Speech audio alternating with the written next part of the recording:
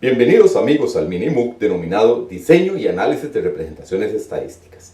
En él estaremos reflexionando sobre diferentes formas de representar y resumir los datos vinculados con una situación o problema que requiere de un análisis estadístico.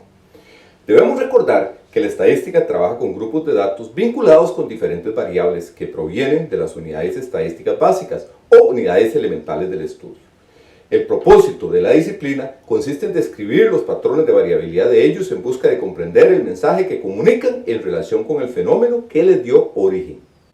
Los datos deben recolectarse empleando técnicas apropiadas. Sin embargo, una vez recabados, resulta difícil comprender la información que suministran si únicamente nos concentramos en un listado de datos cuantitativos o cualitativos que hemos organizado en una base de datos. El problema planteado al inicio viene a contribuir en la búsqueda de estrategias adecuadas para el resumen de los datos. Veamos. Suponga que el Instituto de Especialidades Médicas, de siglas IEM, durante el 2016 realiza un estudio para probar si el fumado de la madre durante la etapa de embarazo afecta el peso del niño al nacer. Se realizó un estudio con 120 mujeres embarazadas que residían tanto en zonas urbanas como rurales y que tendrían sus hijos en 3 de los hospitales más importantes del área capitalina. Solamente se incluyen nacimientos simples, es decir, un niño por mujer. Algunas de las variables consideradas en el estudio son: hospital, que incluía 3 categorías: Hospital de la Mujer, Hospital México y Hospital San Juan de Dios; residencia, urbano-rural, correspondiente al lugar donde residía la madre; el sexo del niño, masculino o femenino; el fumado de la madre, si la madre no fumó o lo hizo poco durante el embarazo o si la madre fumaba regularmente; bajo peso al nacer, que significa si el niño tuvo bajo peso o no lo tuvo. Suponga que se recolecta la información y se resume en la siguiente base de datos. Defina una estrategia que permita resumir la información en relación con los intereses de los investigadores del IEM y que resulte comprensible para una persona que no es especialista en el campo de la estadística. Este instituto quiere determinar si el fumado en las mujeres embarazadas se relaciona con el bajo peso al nacer en sus hijos, en una muestra de 120 mujeres. Primeramente, debemos ubicar la unidad estadística. En este caso, se podría generar la confusión de que si la unidad estadística es la madre o el niño. Vamos a considerar a las madres como informantes y entonces serían nuestras unidades estadísticas y el niño interviene como producto de ella. Las variables de interés son fumado y condición de peso del niño al nacer. Se tienen 120 datos para cada variable.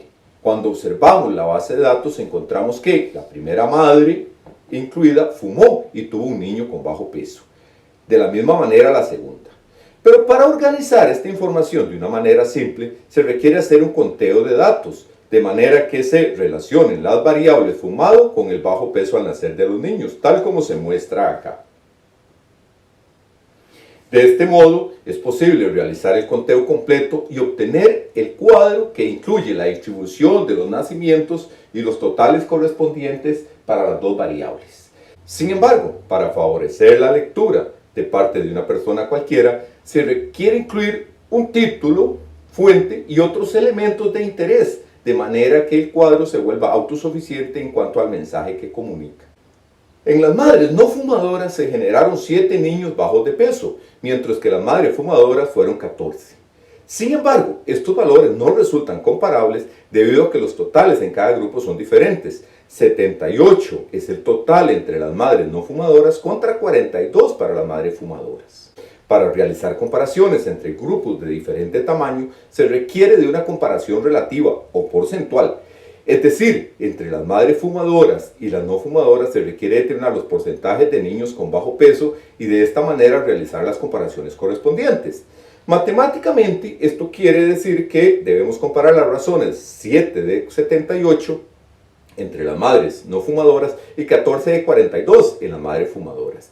Esto se puede realizar en forma porcentual y la nueva representación sería la siguiente.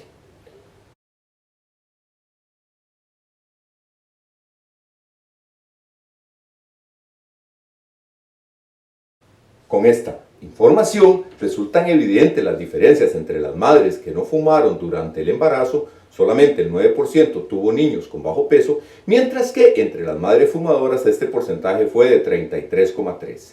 En términos comparativos, para esta muestra aleatoria, el porcentaje de niños con bajo peso fue 3,7 veces más alto entre las madres fumadoras. El resultado anterior debe leerse con mucho cuidado, porque no puede ser generalizado hacia la población, a no ser que se realice un análisis estadístico inferencial.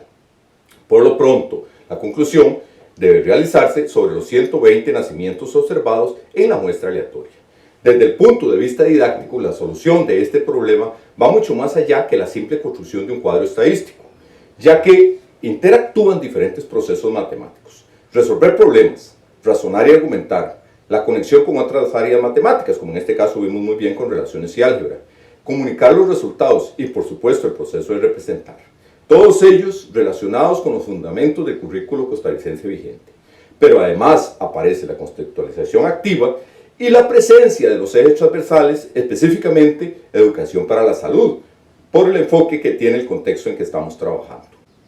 En relación con las representaciones estadísticas, se busca potenciar la capacidad para elaborarlas y usarlas en el registro y organización de los datos, de modo que permitan interpretar y modelar relaciones de las variables, y que pueda verse muy bien el mensaje que ellos quieren dar a conocer para las diferentes personas.